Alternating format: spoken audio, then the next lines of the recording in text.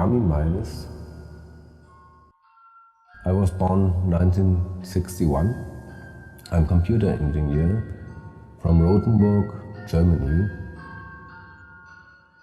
I killed a man, slaughtered him, and ate him. Since then, he is always with me.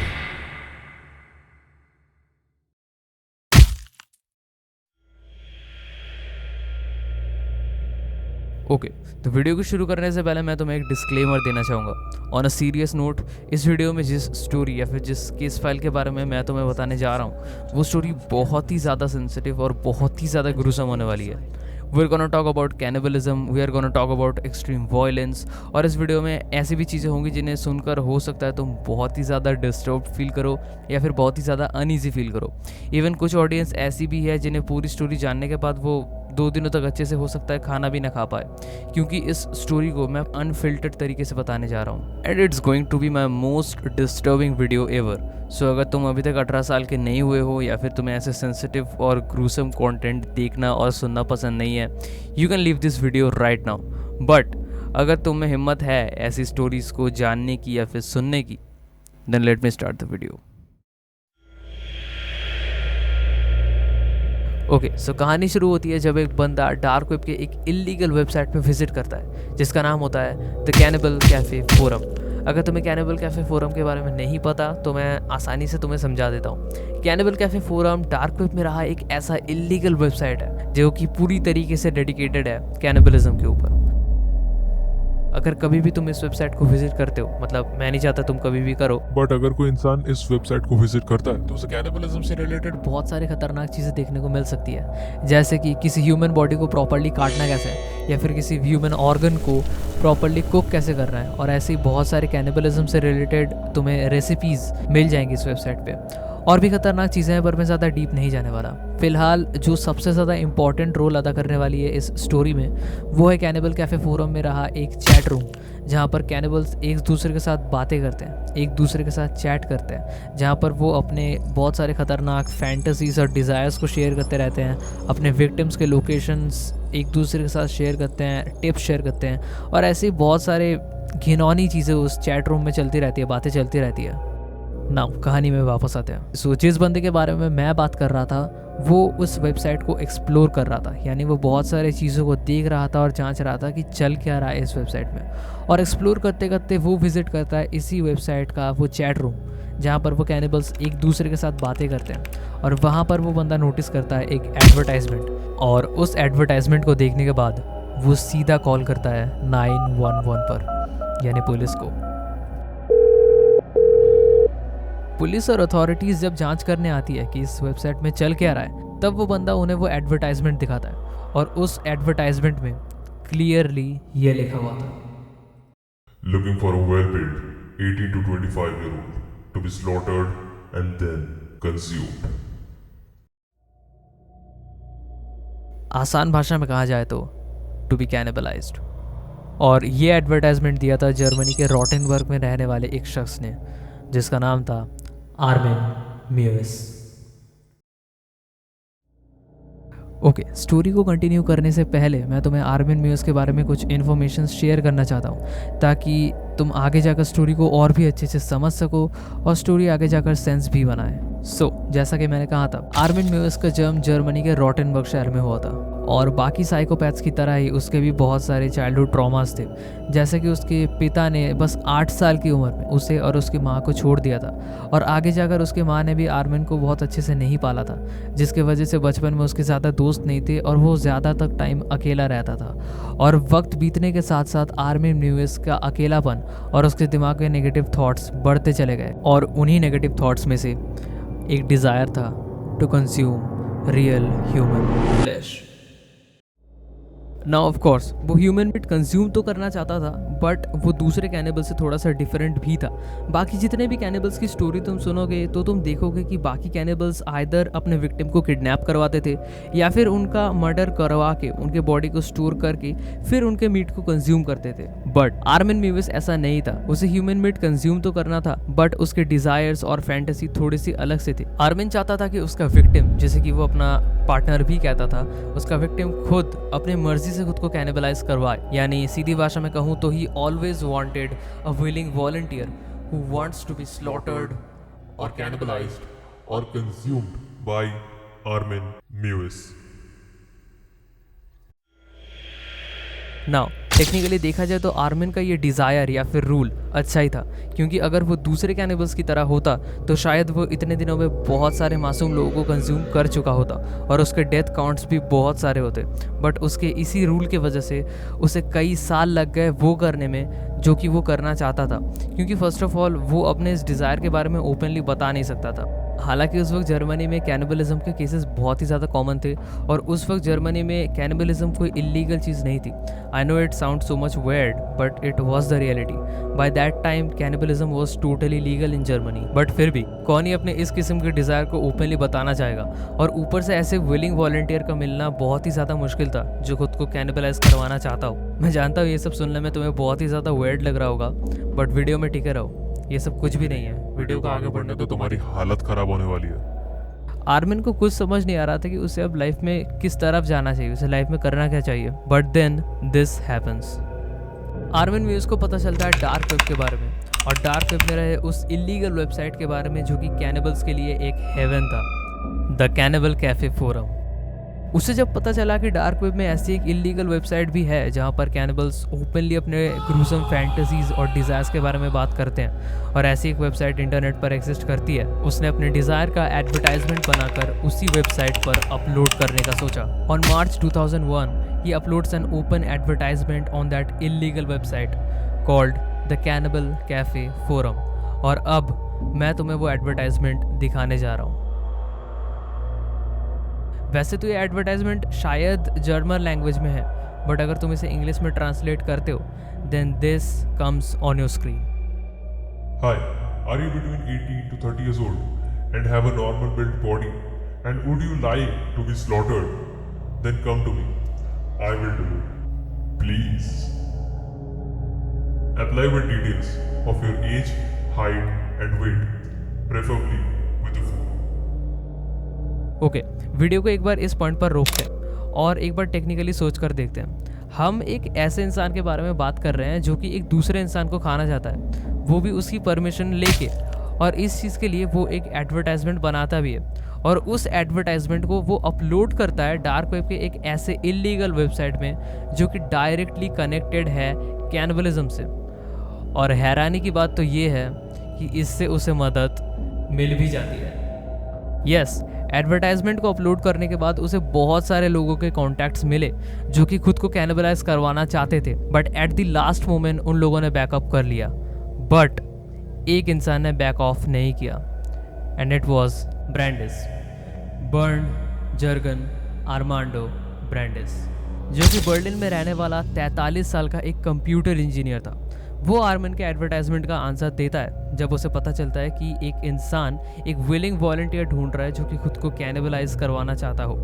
Brandeis जल्दी से Armin muse के साथ contact करता है और वो दोनों डिसाइड करते हैं to meet each other at Armin's farm house in Rotenburg, Germany. On 9 May 2001 Armin Meiwes Brandes को ले आता है रॉटनबर्ग के उस फार्म हाउस में जहां इंटरनेट की हिस्ट्री का सबसे ग्रॉस केस फाइल रिकॉर्ड होने वाला था। यस, उस दिन उस फार्म हाउस में जो भी हुआ था वो सब कुछ आर्मिन म्यूज ने अपने एक वीडियो टेप पर रिकॉर्ड किया था। और अब इस वीडियो में मैं तुम्हें जो भी सुनाने या दिखाने जा रहा हूँ वो सारी चीज़ें फैक्ट्स होने वाली है। मैं कुछ भी कम करके या फिर कुछ भी एग्जैजरेट करके तुम्हें नहीं बताने वाला। मैं तुम्हें सिर्फ वही बताऊँगा जो उस दिन उस टेप पर रिकॉर्ड हुआ था।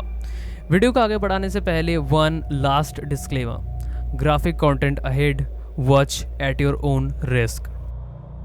Now back to the video. उस फार्म हाउस में घुसने के बाद आर्मिन और ब्रांडिस उस फार्म हाउस के नीचे के हॉल में बैठते हैं। आर्मिन ब्रांडिस के लिए किचन से कॉफ़ी बनाकर लाता है और दोनों बैठकर कॉफ़ी पीते पीते बहुत देर तक बातें करते हैं। फिर जब बहुत देर तक बातें करने के बाद फाइनली ब्रांडिस कंफर्टेबल और रेडी हो जाता है, देन आर्मिन उसे फार्म हाउस के अपस्टेयर्स पे लेके आता है और अपस्टेयर्स पे जाने के बाद वो एक दूसरे के साथ काइंड ऑफ सेक्सुअल एक्टिविटीज़ करते हैं। I know it sounds weird, but ये सच में हुआ था।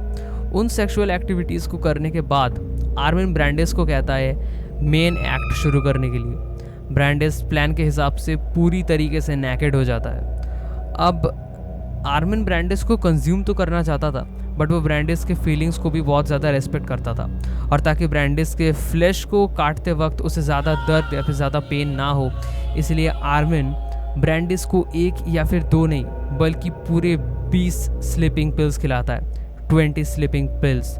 और उन 20 स्लीपिंग पिल्स को खाने के बाद भी वो उसे एक कफ सिरप की बोतल देता है, और जिसे ब्रांडिस पूरी तरीके से निगल जाता है। पूरे कफ सिरप की बोतल को वो निगल जाता है, जिसके बाद ब्रांडिस बहुत ही ज़्यादा डिजी और बहुत ही ज़्यादा टायर्ड फील करने लगता है। बहुत टाइम तक वेट करने के बाद आर्मिन उससे पूछता है कि क्या मैं तुम्हारा मीट कंज्यूम कर सकता हूँ। ब्रांडिस उस वक्त बहुत ही ज़्यादा सेंसलेस था, बट उसी हालत में आर्मिन के बात पर वो एग्री करता है, और ब्रांडिस खुद सजेस्ट करता है कि स्टार्ट करो मेरे जेनिटल से। And now things get gross and gross. Brandeis के सजेशन के मुताबिक आर्मिन वही करता है जो कि ब्रांडिस सजेस्ट करता है उसे करने के लिए। आर्मिन पहले ब्रांडिस के पीनिस को, ब्रांडिस के प्राइवेट पार्ट को अपने मुंह से, अपने मुंह से पहले काट के अलग करने की कोशिश करता है, बट कई बार ट्राई करने के बाद भी वो अपने मुंह से ब्रांडिस के जेनिटल को उसके बॉडी से अलग नहीं कर पाता। I know it sounds so much gross, but ये तो अभी कुछ भी नहीं है। कई बार ट्राई करने के बाद भी जब वो उसके जेनिटल को काट के अलग नहीं कर पाता, वो दोनों डिसाइड करते हैं to cut it through a knife, और इस पे ब्रांडिस भी एग्री करता है। आर्मिन जल्दी से किचन से एक नाइफ लेके आता है and he easily cuts his private part. अब अगर तुम ये सोच रहे हो कि ब्रांडिस को इन सब में दर्द नहीं हो रहा था क्या, then the answer is yes. Brandes को बहुत दर्द हो रहा था, उतना ही दर्द हो रहा था जितना उसे होना चाहिए था, बट उस दर्द को भी वो एंजॉय कर रहा था, just because those acts were done by Armin Meiwes. तुम सोच सकते हो कि इंसान मेंटली कितना सिक हो सकता है। ब्रांडिस के पीनिस को अपने हाथों से अच्छे से काटने के बाद आर्मिन उस चीज़ को लेके जाता है अपने किचन में उसे कुक करने के लिए। आर्मिन किचन में जाता है, पैन गरम करता है, ऑलिव ऑयल डालता है, गार्लिक डालता है एंड सॉल्ट एंड पेपर के साथ उसे रोस्ट करता है।